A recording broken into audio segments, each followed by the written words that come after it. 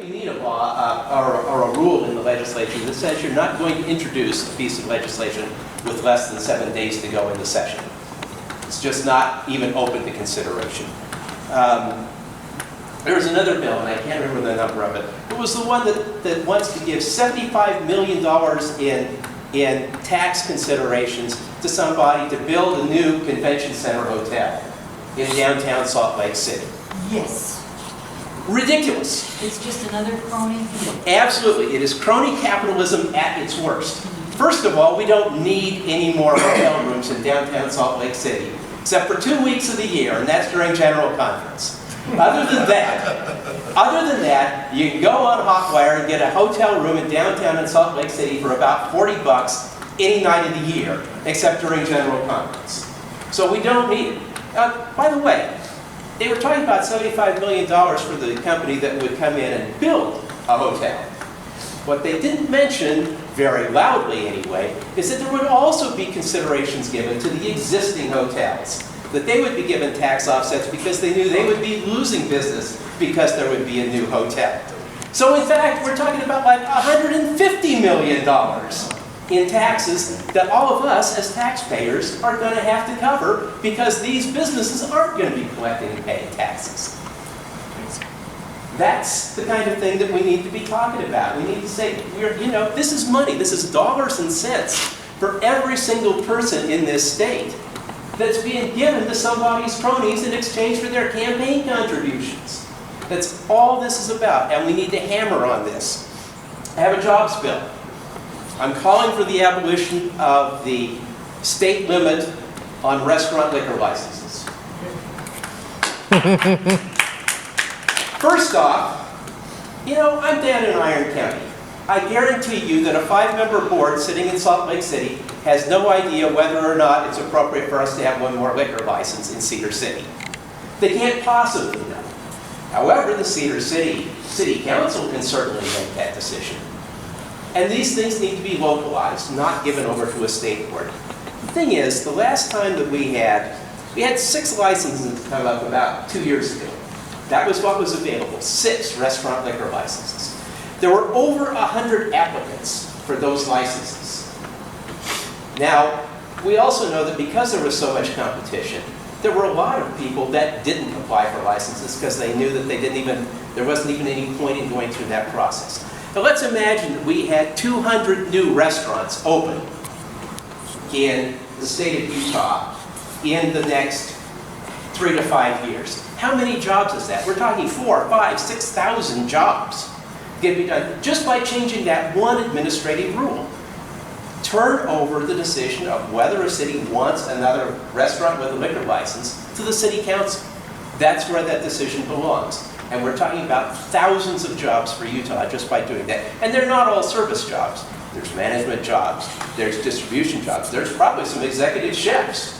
Some people that are making, these aren't just $6 and $7 an hour jobs. Many of these are very, very good jobs. I'll go through the rest of this real fast because I know there's a whole bunch. We need to privatize alcohol sales. Get that out of the state bureaucracy.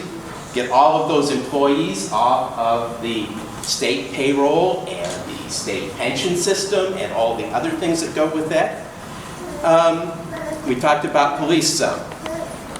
Department of Occupational and Professional Licensing. The Department of Occupational and Professional Licensing says that if you want to be a manicurist, you need 2,000 hours of classroom training. If you want to be a certified peace officer in this state, you need 600 hours. One of those numbers is wrong.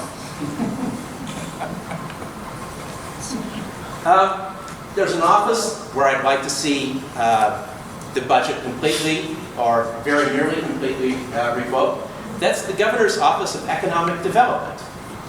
That's about $15 to $25 million a year. That's completely at the governor's discretion. The purpose of that office is to bribe companies in other states to move to Utah.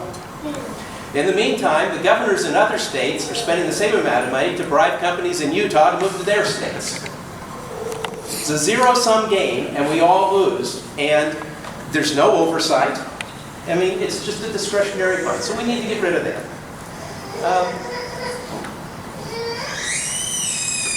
Medical marijuana needs to be approved immediately, yesterday. If all we did, well, let me back up just a smidge. The largest single component of Medicaid in Utah is for long-term pain management. If all we did was allow the people who are currently getting pharmaceuticals from the companies that have all supported our opponents in this, if we allowed the people who are getting those very expensive pharmaceuticals to choose, if they wish, to substitute cannabis as their treatment, it would save the state somewhere between $10 and $40 million per year.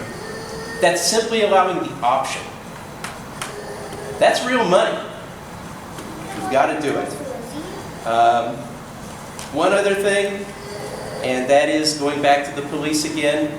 I strongly support the Rialto experiment.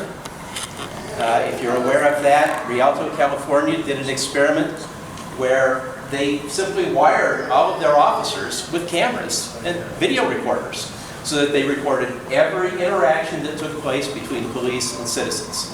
They did this because they had a serious problem of the police being attacked. They were constantly in serious confrontations. There were complaints against the police, there were complaints against people. So what they did is they wired everybody up so that they have a record of every interaction. And what they found is that people on camera behave better, whether they're citizens or police. And I think this is a very, very worthwhile investment. It will take care of a lot of the problems that we're having with police in Utah, because they will know that their actions are being recorded, and we will know exactly what they did and what they said and who provoked a problem when it occurs. So that's where I'm at. As long as those records are obtained. Yeah, right. There's a whole structure that goes with that once you start the process. Absolutely. But yeah, that's so. Anyway, that's it. I'd like to try to take all this stuff, all these libertarian positions, and put them into real-world applications. Because in the party, we tend to get kind of highfalutin about things sometimes and talk about theory, but we need to really bring this stuff down to real dollars and cents and impact on your wallet and impact on your day-to-day life. So that's what I'm trying to do.